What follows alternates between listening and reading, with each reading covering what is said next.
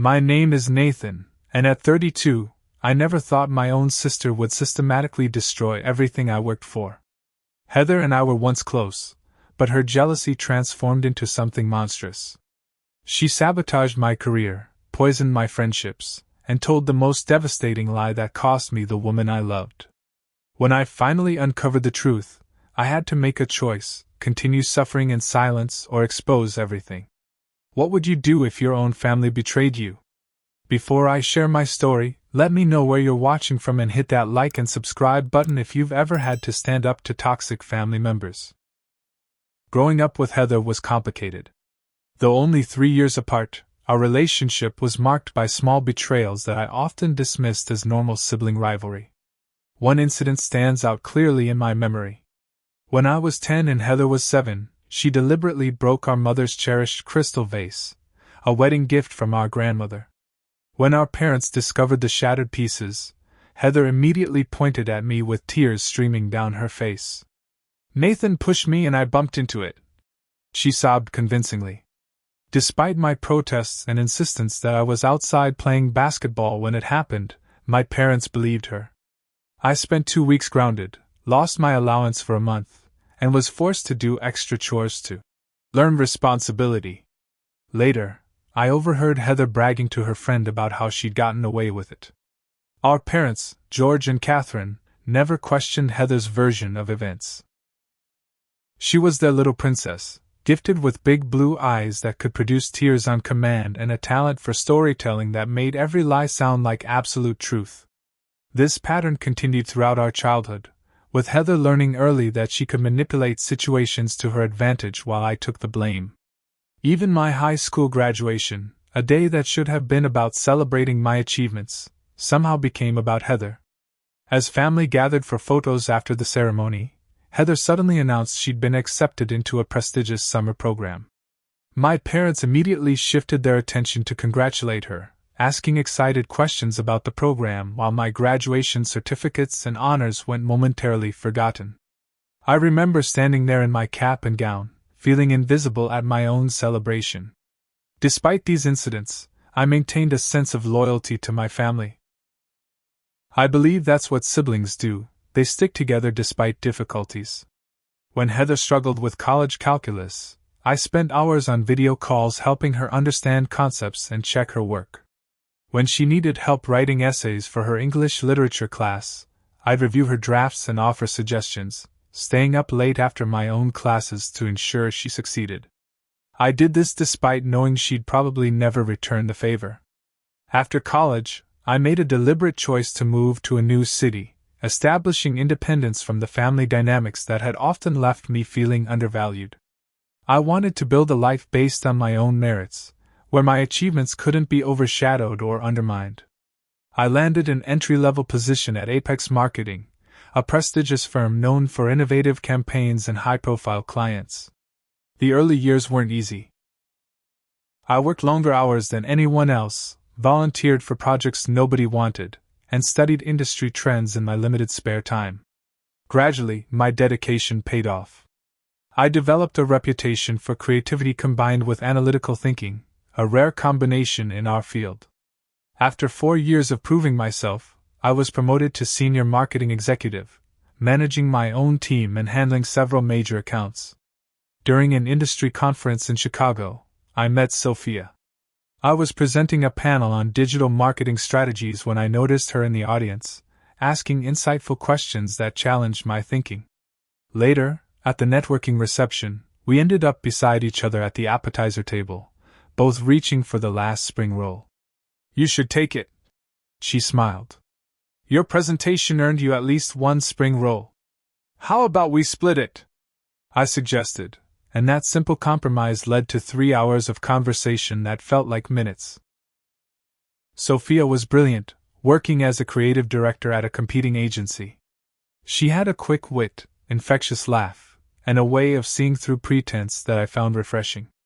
We exchanged numbers, and within weeks, we were dating despite living in different cities. After 6 months of flights back and forth, Sophia accepted a position at a firm in my city, and our relationship flourished. When I finally introduced Sophia to my family, I was nervous given how previous girlfriends had been subjected to Heather's subtle criticism and undermining comments. To my surprise, Heather seemed to genuinely like Sophia. They bonded over shared interests in photography and hiking, even planning outings together without me. I began to hope that perhaps Heather had matured, that our adult relationship could evolve into something healthier. This impression strengthened when Heather helped me during a work crisis. My computer crashed the night before a major presentation, and I lost several hours of work. Heather stayed up with me, helping recreate charts and proofread content until 3 a.m. Her support seemed sincere, and I felt grateful for her presence. Family holidays improved too. The previous tension seemed to dissipate as Heather engaged warmly with everyone, including Sophia. She asked about my work, celebrated my successes, and appeared genuinely interested in my life. I began to believe that our troubled history was behind us, that we'd finally developed the supportive sibling relationship I'd always wanted. I couldn't have been more wrong. After nearly 6 years at Apex Marketing, I was positioned for a significant promotion. Richard, our CEO, approached me about a potential opportunity to lead our newest division focused on emerging technologies. However, this advancement hinged on landing Parker Industries, a lucrative new client that would double our agency's revenue. "I'm considering you to head the presentation team," Richard told me one Friday afternoon. "This account could transform our company, and I need someone who can showcase our capabilities while connecting on a personal level with Theodore Parker. He's brilliant but notoriously difficult to impress." The responsibility was enormous. This wasn't just about my career trajectory but could impact the entire company's future. I spent weeks researching Parker Industries, analyzing their previous marketing campaigns, studying their corporate culture, and identifying untapped market opportunities they could exploit. My team worked tirelessly developing innovative strategies tailored specifically to their business model. 3 days before the presentation, I was still refining our pitch deck when Heather called, asking about my unusual work hours. After explaining the importance of this presentation, she immediately offered her help. "You know, I just finished that graphic design certificate program," she reminded me. "Let me polish your slides, make them visually stunning. Theodore Parker is known for appreciating aesthetic excellence, right?" I hesitated initially, knowing the confidential nature of the materials, but Heather insisted she wanted to support my success. Her recent behavior had reinforced my growing trust, and her design skills were genuinely impressive. I reluctantly shared access to the presentation files through my cloud account, setting permissions so she could enhance the visual elements without altering the content. "This is amazing work, Nathan," she commented after reviewing the materials. "I can definitely elevate the visual impact without changing your excellent strategy. I'm so proud of what you've accomplished." Her enthusiasm seemed genuine, and I felt grateful for her support. Over the next 2 days, Heather sent regular updates showing impressive improvements to the presentation's visual appeal. The color scheme now perfectly aligned with Parker Industries' branding, the data visualizations were clearer, and she'd even created custom icons that made complex concepts more accessible. I was genuinely impressed and thanked her profusely for her contributions. The night before the presentation, I opened the files for one final review, planning to practice my delivery until I could present seamlessly. What I found left me in cold panic. Critical data sections were corrupted or missing entirely. Key slides contained information that contradicted earlier points. Financial projections that had been meticulously calculated now showed numbers that made no logical sense. I immediately called Heather, who expressed shocked concern. "That's impossible! Everything was perfect when I finished working on it last night," she insisted. "Could someone else have accessed it? Or maybe there was a cloud synchronization problem?" I spent the entire night attempting to reconstruct the presentation from backups and earlier drafts, fueled by panic and endless coffee. By morning, I had something presentable but nowhere near the polished, comprehensive pitch I'd originally prepared. Several key data points were still missing, and the narrative flow was disjointed. The presentation was a disaster. Theodore Parker frowned throughout, occasionally exchanging glances with his executive team as I struggled to explain strategies without the supporting data that had mysteriously disappeared. When I referenced market analysis that should have appeared on the next slide but didn't, Richard's expression shifted from confusion to barely concealed anger. "Perhaps we should reschedule when you're better prepared," Theodore suggested, checking his watch barely 30 minutes into what should have been a 2-hour presentation. The room emptied quickly, leaving me alone with Richard, who didn't attempt to hide his disappointment. "What happened?" he demanded. "We've been pursuing Parker for years, and this was our best opportunity to secure their business." No explanation seemed adequate. How could I admit I'd given my sister access to confidential materials that somehow became corrupted? My professional judgment was now in question, regardless of the explanation. The following week, Richard reassigned the Parker Industries account to Vanessa, my colleague who had been competing for the same promotion. The message was clear: my opportunity for advancement had evaporated. As my professional reputation absorbed this blow, I began investigating what actually happened to my presentation. The cloud services activity log showed unusual edit patterns during late-night hours when I knew Heather claimed to be sleeping. Certain sections had been deleted and restored multiple times, with timestamps that didn't align with Heather's description of her work process. When I confronted her with these discrepancies, she had a plausible explanation ready. "I was having trouble sleeping, so I worked on it during different hours than I mentioned. And I experimented with several approaches before finalizing, which explains the multiple edits," she said. "I'm really sorry about what happened, Nathan. Maybe there was some compatibility issue between my software and yours." Though something felt wrong about her explanation, I had no concrete proof of deliberate sabotage. My best friend Travis, however, was less willing to give Heather the benefit of doubt. "Remember when your laptop mysteriously crashed before your final presentation in college?" he reminded me during a private conversation. "And Heather found it with water damage after supposedly borrowing it to print something? This feels like a pattern, man." I dismissed Travis's concerns as paranoia, unwilling to believe my own sister would deliberately undermine something so important to me. I chose to accept Heather's explanation and move forward, focusing on rebuilding my professional reputation rather than dwelling on suspicions I couldn't prove. This decision to trust Heather would prove to be one of the most costly mistakes of my life. The fallout from the Parker Industries presentation extended beyond my professional setback. I began noticing subtle changes in my social circle. Friends became inexplicably busy when I suggested getting together. Text messages went unanswered for days or received brief, non-committal responses. Invitations to gatherings dwindled, and when I did attend social events, conversations sometimes halted awkwardly upon my arrival. At first, I attributed this to normal life changes. People get busy, priorities shift, relationships naturally evolve. But the pattern became too consistent to ignore, especially when Sophia mentioned strange comments from mutual acquaintances. "Amanda asked me the oddest thing yesterday," Sophia said one evening while we were cooking dinner. "She wanted to know if everything was okay between us, given your issues. When I asked what she meant, she seemed surprised I didn't know and quickly changed the subject." Similar incidents accumulated. An old college friend canceled our lunch plans last minute, later accidentally revealing he'd been in town as originally planned. Couples we regularly socialized with suddenly became perpetually unavailable. My birthday celebration, typically a lively gathering, was attended by less than half the usual crowd, with many offering vague excuses for their absence. The isolation extended to my workplace. I began overhearing conversations that abruptly ceased when I approached. Once, while retrieving a document from the printer, I caught fragments of a conversation between two colleagues. "Can't believe Nathan Wood, always seemed so trustworthy."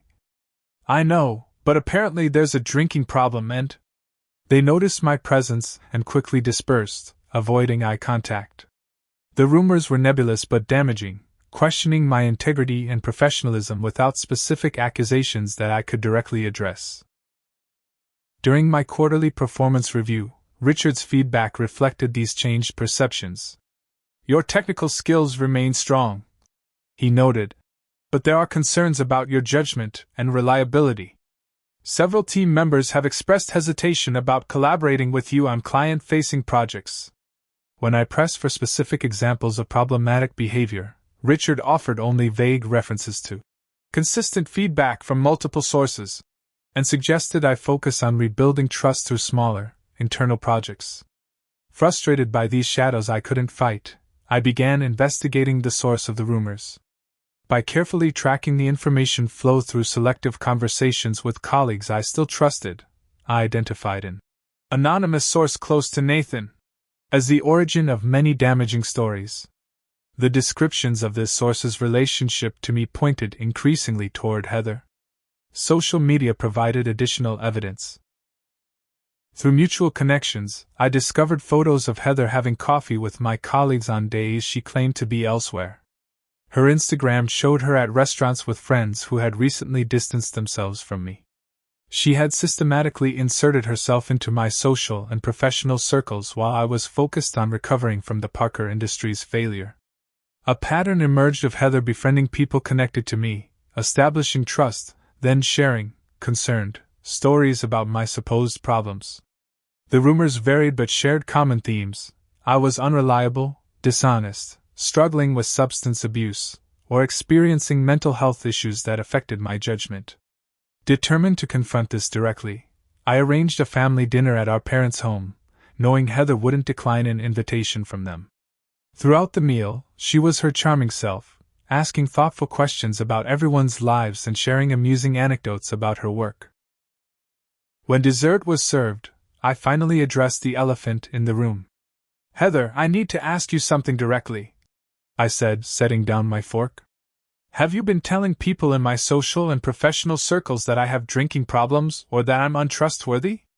The question landed like a bomb at the dinner table. My mother gasped, my father's expression hardened, and Heather's eyes immediately welled with tears. "How could you accuse me of something like that?" she asked, voice trembling. "I've only ever supported you. If people are saying things, it has nothing to do with me." My father immediately jumped to her defense.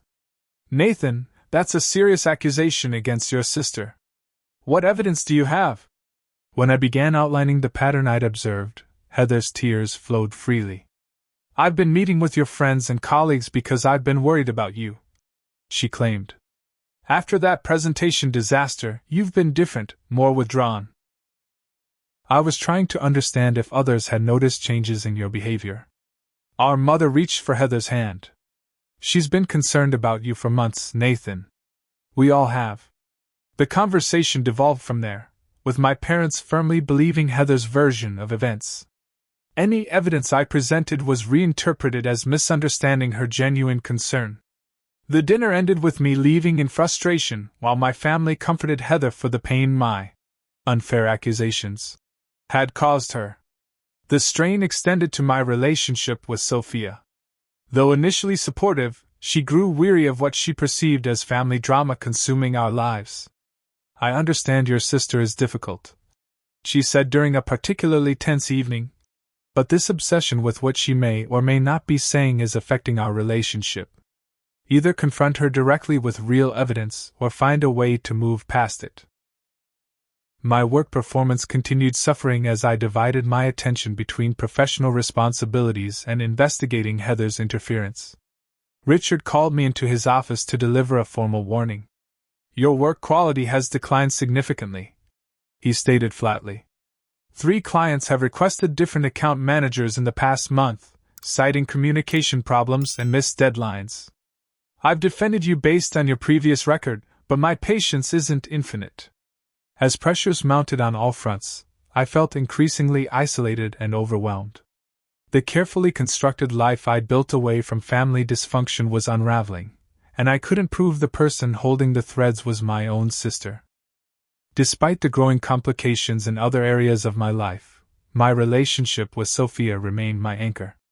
After 2 years together, I was certain she was the person I wanted to build a future with. Her intelligence, compassion, and unwavering honesty had become essential to me, especially as other relationships grew complicated.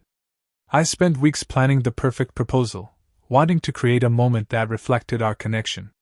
Sophia had once mentioned that her favorite childhood memory was watching meteor showers with her grandfather, who had taught her about constellations. With this in mind, I arranged a private evening at the local observatory, coordinating with the staff to create a special experience. When we arrived, the main viewing area had been transformed with tiny string lights resembling stars. The observatory astronomer guided us through viewing actual constellations before discreetly leaving us alone. As Sophia looked through the main telescope at Jupiter's moons, I positioned myself on one knee behind her. "This reminds me so much of nights with my grandfather," she said, still focused on the celestial view. "Sophia," I said quietly, causing her to turn around. Her eyes widened at finding me kneeling. "You've brought light into my life during some of my darkest moments. Would you continue being my guiding star by becoming my wife?" I opened the ring box to reveal a sapphire surrounded by small diamonds, resembling a star cluster rather than a traditional engagement ring. Sophia's hands flew to her mouth, tears forming in her eyes. "Yes," she whispered, then laughed and repeated louder. "Yes, Nathan, absolutely yes." The following weekend, we hosted an engagement celebration at our apartment, inviting close friends and family. Heather arrived early, offering to help with preparations and seeming genuinely excited about our engagement. "I'm so happy for you both," she told us, hugging Sophia warmly. "I've always wanted a sister, and now I'll finally have one." During the party, Heather was the perfect supportive sister, sharing charming stories about my childhood and taking countless photos of us with guests. She pulled me aside at one point, eyes serious despite her smile. "I know things have been tense between us lately," she acknowledged, "but I want you to know how thrilled I am for you.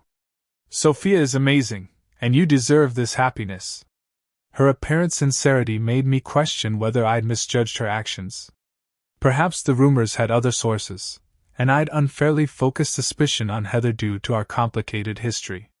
When she volunteered to help plan the wedding, suggesting venues and offering to research photographers, I cautiously welcomed her involvement. This renewed trust made the warning signs that followed even more confusing. About a month after our engagement, Heather requested a private conversation about Sophia, claiming she felt uncomfortable sharing her concerns in front of others. "I've noticed some things that worry me," she said hesitantly. "Sophia's been acting differently when you're not around. Maybe it's nothing, but as your sister, I felt I should mention it." When pressed for details, she offered vague observations about Sophia seeming secretive with her phone or mentioning male colleagues too frequently. I dismissed these concerns, attributing them to Heather's misinterpretation or perhaps even lingering jealousy over my relationship. Soon after, Sophia began receiving text messages from unknown numbers. Some contained cryptic warnings about secrets being revealed, while others asked if she was sure about her decision. When she showed me these messages, I immediately suspected Heather but had no proof. Sophia, pragmatic as always, blocked the numbers and dismissed them as random harassment. More troubling was Sophia's gradual emotional withdrawal. She began working later, seemed distracted during our time together, and initiated physical affection less frequently. When I asked if something was wrong, she would insist everything was fine, though her behavior suggested otherwise. "Is this about the wedding planning?" I asked one evening. "We can scale back if it's causing stress." "It's not that," she replied, not meeting my eyes. "I just have a lot on my mind with work. Nothing to worry about." Despite her reassurances, the distance between us grew. She began taking business calls in other rooms, changed her phone password, and sometimes seemed to be scrutinizing me when she thought I wasn't aware. I attributed these changes to pre-wedding nerves or work pressure, never imagining the actual cause. For our 6-month engagement anniversary, I planned a special evening to reconnect. I left work early to prepare her favorite meal, arranged flowers throughout our apartment, and selected music that held special meaning for us. The scene was set for a perfect reconciliation, addressing whatever unspoken tension had developed between us. When I heard keys in the door at 7:30, I moved to greet Sophia with champagne. Instead, I found her entering with a small suitcase, her expression resolute and pained.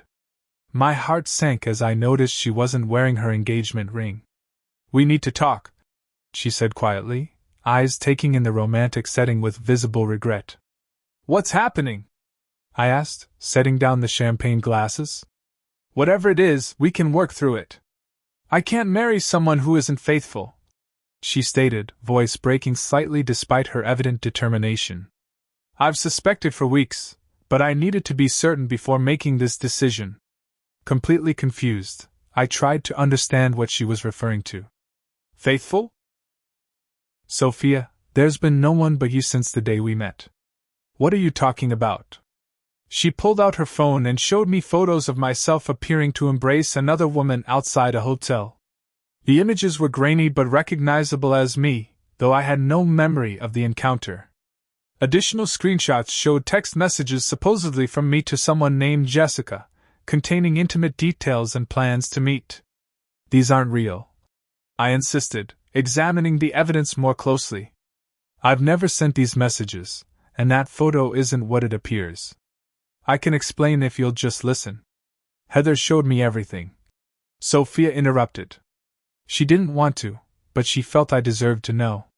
"She even forwarded emails from your accounts that you thought were hidden." The mention of Heather brought instant clarity. The pieces connected in a devastating realization. Heather had fabricated evidence to destroy my relationship with Sophia. The photos were likely manipulated or taken out of context, the text messages created from a fake account, the emails either forged or accessed without permission. "Sophia, please," I pleaded. "Heather is behind this. She's been systematically undermining different aspects of my life. These are lies." But my protests fell on deaf ears. Heather had spent months establishing trust with Sophia, positioning herself as a reluctant messenger who only revealed the truth out of concern and moral obligation. Against this carefully constructed narrative, my denials seemed like desperate attempts to avoid consequences. "I already packed essential items," Sophia said, wiping away tears. "I'll arrange to collect the rest later. I'm staying with Amanda until I find my own place." Despite hours of trying to explain, presenting counter-evidence of Heather's pattern of behavior, and begging for the benefit of doubt we'd always given each other, Sophia left that night. The romantic dinner grew cold as I sat alone, surrounded by remnants of celebration that now mocked my pain. The following weeks brought the darkest period of my life. Without Sophia, my apartment felt empty and purposeless. Sleep became elusive, replaced by endless review of every interaction with Heather, searching for signs I should have recognized earlier. My work performance, already compromised, deteriorated further as concentration became impossible. Richard's patience finally exhausted, he placed me on formal probation, establishing clear performance metrics I needed to meet within 60 days to maintain my position. I barely acknowledged the seriousness of this professional crisis, too consumed by personal devastation. Friends who might have offered support had already been alienated by Heather's whisper campaign. Family gatherings continued without me, as I couldn't bear witnessing Heather's performance as the concerned sister while my parents remained oblivious to her true nature. The holiday season arrived, bringing painful reminders of previous years when Sophia and I had established our own traditions. Social media showed glimpses of family celebrations I wasn't attending, including pictures of Heather looking sympathetic as relatives presumably discussed my absence. I had reached my lowest point, isolated from everyone I cared about, with my professional future in jeopardy and no clear path forward. Yet it was precisely this rock bottom that finally crystallized my resolve to uncover the full truth about Heather's deception, not just for myself, but for everyone she had manipulated. The turning point came unexpectedly when Travis contacted me just after New Year's, suggesting we meet for coffee. Though we'd spoken infrequently in recent months, his message conveyed urgency that piqued my interest. We arranged to meet at a quiet cafe away from our usual haunts. "I owe you an apology," Travis said after we'd settled with our drinks. "I should have trusted my instincts about Heather sooner." He explained that Heather had approached him multiple times over the past year, sharing concerns about my mental health, alleged substance abuse, and questionable professional decisions. Initially, he'd given her accounts some credence, given our long friendship and his observation of my increasingly erratic behavior. But something never felt right, he continued. The Nathan she described wasn't the person I've known for 15 years. When she recently suggested you might be misusing client funds at work, I knew she was fabricating stories. Travis's girlfriend Michelle joined us, bringing her own perspective. As someone who knew me less intimately, she'd been more immediately suspicious of Heather's concerns. She has a pattern, Michelle observed. She presents herself as reluctantly sharing information, always for your own good or because she feels responsible to inform others. It's manipulative but effective because it seems selfless. This conversation marked the beginning of a systematic investigation. I needed irrefutable evidence of Heather's actions, not just for my own vindication but to protect others from similar manipulation. Travis, with his background in IT security, offered to help examine the digital trail Heather might have left. We started with my email and cloud storage accounts, checking login histories and access logs. The results were illuminating. Multiple logins from unfamiliar IP addresses appeared during times when I knew I wasn't accessing these accounts. Travis helped strengthen my security and implement monitoring tools that would alert us to future unauthorized access.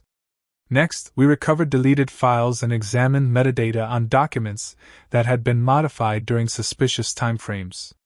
The Parker Industries presentation showed clear evidence of tampering during hours when I wasn't working on it, with specific changes that undermined key points without being immediately obvious. The fake text messages Sophia had received were more difficult to trace, but Travis identified inconsistencies in the formatting that suggested they were screenshots created from a message generator rather than actual iPhone conversations. The timestamp patterns didn't align with genuine iMessage behavior, something only noticeable to someone specifically looking for signs of fabrication. Michelle proved invaluable in connecting with others affected by Heather's manipulations. As someone less directly involved, people were more willing to share their experiences with her. A pattern emerged of Heather approaching friends, colleagues, and acquaintances with seemingly concerned observations about my behavior, always presented as reluctant disclosures from someone who cared deeply. She told me you'd been drinking heavily at work functions and she was worried about your job, admitted Caroline, a former close friend who had distanced herself. She showed me photos of you looking intoxicated at company events, saying your boss was considering termination. The photos, I discovered, were from a company holiday party where I'd had exactly 2 drinks but was suffering from a severe cold that made me appear disoriented. Heather had carefully selected images and constructed narratives around them that transformed innocent situations into evidence of concerning behavior. Our investigation extended beyond recent events. With fresh perspective, childhood incidents revealed a long-standing pattern. Travis reminded me of numerous situations where Heather had manipulated circumstances to her advantage, often at my expense. Michelle helped me understand these behaviors in the context of family dynamics literature she'd studied in her psychology courses. The most significant breakthrough came from an unexpected source. Bradley, Heather's boyfriend of 6 months, contacted me requesting a confidential meeting. We arranged to meet at a park outside the city, where he revealed disturbing insights into Heather's behavior. She talks about you constantly, Bradley explained, visibly uncomfortable. At first, I thought it was normal sibling rivalry, but it's become obvious there's something deeper. She celebrates when things go wrong for you and becomes agitated when you succeed. Most damning was his revelation that Heather had explicitly admitted to some of her manipulations. After drinking too much wine one evening, she boasted about fixing my presentation to ensure I wouldn't get promoted before her. On another occasion, she'd laughed about creating fake evidence of infidelity to show Sophia. She justified it by saying you'd always been the favorite, that you'd had advantages she never received, Bradley said. She believes she's entitled to level the playing field by whatever means necessary. Bradley provided text messages where Heather had referenced her manipulations, along with recordings of conversations where she discussed her methods. Though clearly conflicted about betraying her confidence, he expressed concern about the psychological patterns he was witnessing. "I care about Heather, but this behavior isn't normal," he concluded. "She needs help, and people need to know what she's capable of doing." The final piece of evidence came when Bradley revealed the existence of Heather's journal. He'd photographed several pages where she'd actually outlined plans to undermine different aspects of my life, including specific strategies for alienating Sophia, colleagues, and friends. The journal entries displayed a calculated approach to dismantling my support systems and damaging my reputation. With this comprehensive collection of evidence, we could identify Heather's motives more clearly. Her journal revealed deep-seated jealousy stemming from childhood perceptions of favoritism. She believed our parents had given me more opportunities, attention, and support, creating a resentment that festered into adulthood. Heather's fear of my success and happiness had transformed into an active campaign to ensure I wouldn't exceed her achievements or experience the stable relationship she struggled to maintain. The more I established independence from family dynamics, the more determined she became to pull me back into dysfunction. Michelle helped me understand these behaviors through psychological frameworks. "This goes beyond normal sibling rivalry," she explained. "The systematic nature of the manipulation, the lack of empathy for consequences, and the satisfaction derived from causing harm suggest deeper issues that likely require professional intervention." With mountains of evidence organized and verified, I faced a difficult decision about how to proceed. Simple confrontation seemed insufficient given the extent of damage caused. Family therapy might help address underlying dynamics but wouldn't necessarily hold Heather accountable or clear my name with those she'd deceived. After careful consideration and consultation with Travis and Michelle, I developed a plan that would accomplish multiple objectives: expose the truth comprehensively, address family dynamics directly, provide Heather an opportunity to acknowledge her actions, and begin rebuilding my damaged relationships and reputation. The approach needed to be decisive but not vindictive, thorough but not cruel. With evidence in hand and strategy developed, I prepared for a confrontation that would finally end Heather's campaign of manipulation and begin my own journey toward healing. My parents' 30th wedding anniversary provided the perfect opportunity for the confrontation I'd planned. They were hosting a celebration dinner with extended family and close friends, including several people Heather had manipulated with false information about me. Heather would definitely attend, unaware that this family gathering would become the setting for her exposure. I arrived early to help with preparations, maintaining a calm exterior despite the weight of what would follow. My father greeted me with surprised pleasure, having expected continued distance after our recent conflicts. "Good to have you here, son," he said, clapping my shoulder. "Your mother will be thrilled you're participating." Throughout the early evening, I engaged pleasantly with relatives, some of whom seemed wary of my presence based on whatever stories they'd heard. Heather arrived with Bradley, who avoided eye contact with me, knowing what was coming. She performed her usual role perfectly, charming everyone with attentive questions and amusing anecdotes, while occasionally throwing concerned glances my way when others weren't looking.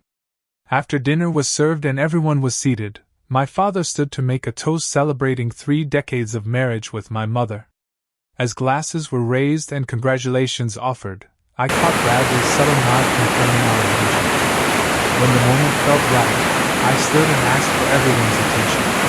"Before we continue celebrating, there's something important I need to address," I began, my voice steady despite my racing heart. "For the past year, many of you have heard concerning things about me from what appear to be credible sources. Today, I want to share evidence of what's actually been happening." I connected my laptop to the dining room television, displaying a carefully organized presentation of evidence. Beginning with smaller incidents, I methodically established a pattern of manipulation, showing timestamped documents, access logs, and communication records that revealed Heather's systematic campaign against me. These are login records showing unauthorized access to my professional accounts during the Parker Industries presentation preparation, I explained, highlighting relevant sections. Note that these access times align perfectly with journal entries where Heather detailed her plans to ensure I wouldn't receive a promotion. The room grew uncomfortably silent as I continued through increasingly damning evidence. Aunt Margaret gasped audibly when I displayed the manipulated photos Heather had shown Sophia as proof of infidelity, alongside metadata analysis demonstrating their fabrication.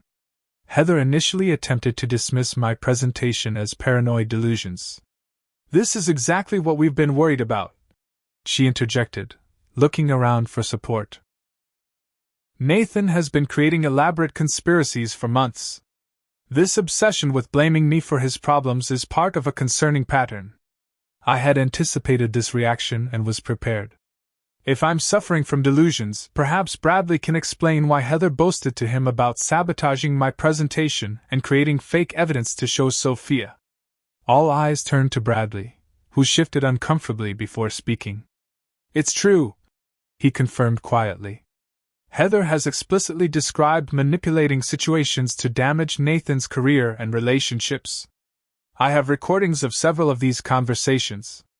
With Bradley's permission, I played selected audio clips where Heather could clearly be heard laughing about how she'd convinced Sophia of my non-existent infidelity, and discussing her next plans to ensure I'd be removed from key accounts at work. Michelle and Travis then shared their perspectives, describing the pattern they'd observed and additional evidence they'd helped gather. Several former friends who'd been manipulated by Heather confirmed receiving, concerned, information from her that had influenced their perception of me. As the evidence mounted incontrovertibly, Heather's strategy shifted from denial to attack. "Even if some of this is true, Nathan deserves it," she declared, eyes flashing with sudden anger. "He's always been the favorite, always received more attention and opportunities. Our parents invested more in his education, celebrated his achievements, while ignoring mine. This family has never treated us equally." Her outburst revealed the resentment that had fueled her actions more clearly than any evidence could have. The room fell silent as our parents exchanged pained glances, perhaps recognizing elements of truth in her perception, regardless of whether it justified her actions. When Heather realized her emotional response had effectively confirmed the accusations, she attempted to regain control by painting herself as the victim of childhood inequities. But the evidence I'd presented was too comprehensive to dismiss. "I never claimed to be perfect," she said, tears forming. "Maybe I took things too far sometimes, but Nathan isn't innocent either. He's always looked down on me, always thought he was better." As her position weakened, Heather made a final desperate attempt to maintain her narrative. "Everything I did was because I care about all of you," she insisted, looking around at family members. "I was protecting you from the person Nathan was becoming." The calculated manipulation in this statement was so transparent after the evidence presented that even our mother, who had consistently taken Heather's side, shook her head in disbelief. "That's enough, Heather," she said quietly. "We've seen the evidence. You deliberately hurt your brother and lied to all of us." Faced with universal recognition of her actions, Heather's facade finally crumbled. Years of carefully constructed deception collapsed in a moment of raw emotion that shifted between rage, self-pity, and glimpses of genuine remorse. "You have no idea what it's like to be your sister," she said to me, voice breaking. "Everything always came so easily to you. Dad's approval, Mom's attention, academic success, career opportunities, even relationships. What was left for me except living in your shadow?" Without waiting for response, she grabbed her purse and stormed out, leaving Bradley behind. The dramatic exit might have once generated sympathy and concern, but now it simply confirmed the pattern of behavior I documented. The aftermath was a confused mixture of shocked conversations, tearful apologies from those who had believed Heather's lies, and difficult questions from our parents about how family dynamics had contributed to this situation. Extended family members processed the revelation with varying degrees of acceptance, some still struggling to reconcile the Heather they thought they knew with the person revealed through evidence. As the gathering slowly dispersed, I experienced conflicting emotions about the exposure. Vindication came with the clear recognition of truth by people who had doubted me. Yet I took no pleasure in the pain this truth caused my family, particularly my parents, who now questioned their role in shaping the relationship between their children. Most complicated were my feelings toward Heather herself. Behind the anger and hurt lay remnants of brotherly concern for someone clearly struggling with deep-seated issues. While I couldn't excuse her actions, I recognized that her behavior stemmed partially from pain and insecurity that deserved acknowledgement, even if it never justified the harm caused. Bradley approached me before leaving, his expression troubled. "I should check on her," he said. "She has nowhere else to go right now. For what it's worth, I think part of her knows she needs help." As the house emptied and my parents sat silent and drained in the living room, I realized that exposing the truth was only the beginning of a complex healing process for everyone involved, including Heather. In the days following the confrontation, I focused on rebuilding what Heather had systematically dismantled. My first priority was reaching out to Sophia, who deserved to know the complete truth. I compiled a comprehensive file of evidence specifically related to the fabricated infidelity claims and sent it with a simple message. "I understand if this doesn't change anything between us, but you deserve to know what really happened." 3 days passed before Sophia responded, requesting to meet in person. We chose a neutral location, a quiet cafe where we'd had one of our first dates. When she arrived, her expression was guarded but not hostile, a promising start. "I reviewed everything you sent," she began after we'd settled with our drinks. "The evidence is convincing, but I need to understand how this happened. How did I miss the manipulation?" We spent hours discussing the events of the past year, examining how Heather had strategically positioned herself as Sophia's trusted confidant while planting seeds of doubt about me. Sophia shared her perspective on how Heather had expertly played on her insecurities and previous relationship experiences to make the fabricated evidence seem plausible. "She was so convincing in her reluctance to share information," Sophia recalled. "She'd often defend you initially before gradually revealing more concerning evidence. It made her seem balanced and credible." This conversation marked the beginning of a careful rebuilding process.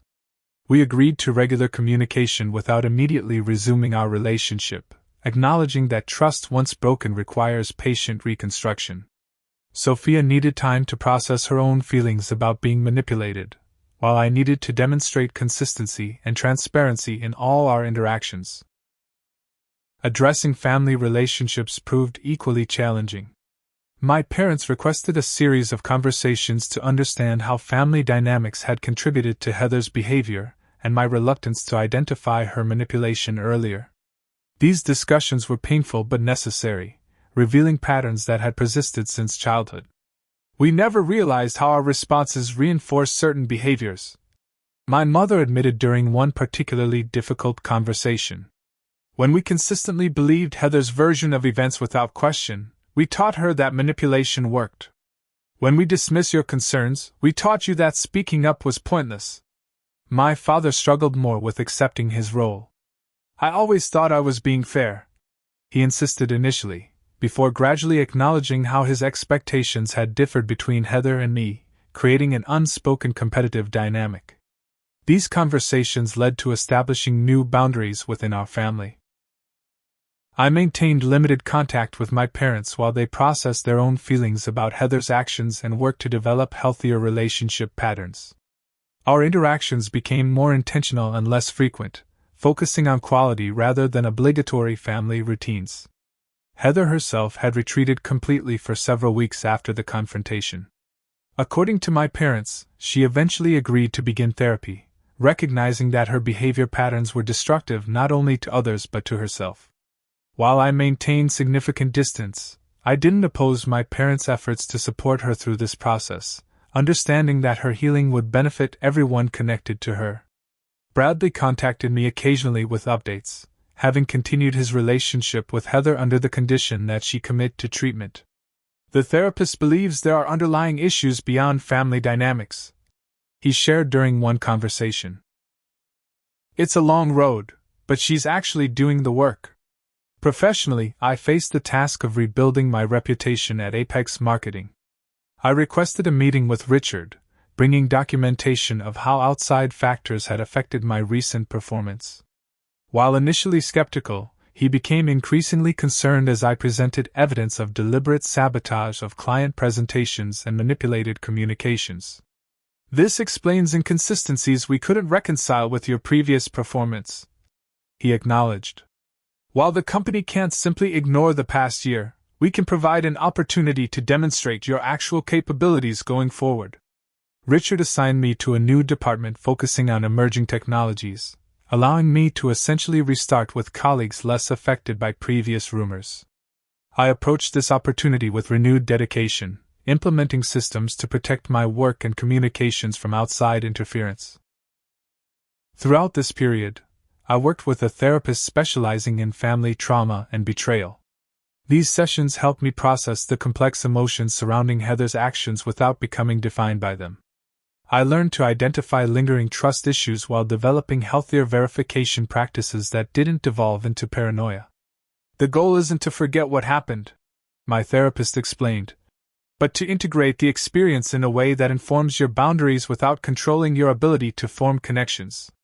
This balanced approach proved essential as I gradually rebuilt friendships and professional relationships. Some connections proved irreparable, casualties of Heather's manipulation that couldn't survive the damage inflicted. Others strengthened through the process of honest communication about what had occurred. My relationship with Sophia evolved gradually over 6 months of careful communication and demonstrated consistency. We began dating again, approaching our connection with greater awareness of vulnerability and the importance of direct communication about concerns or doubts. On the 1-year anniversary of our original engagement, I suggested a walk through the botanical gardens where we'd spent many Sunday afternoons during happier times. As we reached the Japanese meditation garden, I turned to her without rehearsed speech or grand gesture. "This year has taught me that trust is both more fragile and more resilient than I ever understood," I said simply. "If you're willing, I'd like to build something new together, something stronger because of what we've weathered." Sophia's response was equally straightforward. "I believe in who we are together," she said, taking my hand. "And I believe in who you've shown yourself to be, especially during the hardest moments." We decided to consider ourselves engaged again, though with a longer timeline before marriage and a commitment to couples therapy to ensure we built the strongest foundation possible. The ring Sophia now wore was simpler than the original, symbolic of valuing substance over appearance. As months passed, my life gradually reconstructed around authentic relationships and clear boundaries. Professional success returned as my work quality spoke for itself, unhindered by outside sabotage. Family relationships developed new patterns based on honest communication rather than assumed roles and unexamined dynamics. Heather remained largely on the periphery of my life, though I received occasional updates about her progress in therapy. According to our parents, she was developing insight into her behavior patterns and working to establish healthier connections. While I maintained protective distance, I didn't oppose eventual careful reconciliation if her changed behavior proved consistent over time. The experience of systematic betrayal by someone so close fundamentally changed my approach to relationships and trust. I became more attentive to inconsistencies without becoming suspicious, more willing to verify important information without paranoia, more intentional about who received access to various aspects of my life. Most importantly, I learned that standing firmly for truth, even when painful, creates the only foundation for genuine healing and authentic connections. Allowing manipulation to continue unchallenged ultimately harms everyone involved, including the person engaged in harmful behavior. If you've ever experienced betrayal by someone you trusted, especially family, you know the unique pain and confusion it creates. Have you had to make difficult choices to protect yourself from toxic relationships? What boundaries helped you heal? Share your experiences in the comments below, and if this story resonated with you, please like and subscribe to support more content exploring these complex family dynamics. Remember, sometimes exposing the truth isn't about revenge, but about creating space for authentic healing for everyone involved. Thank you for listening to my story, and I wish you strength in your own journey toward healthy relationships built on honesty and mutual respect.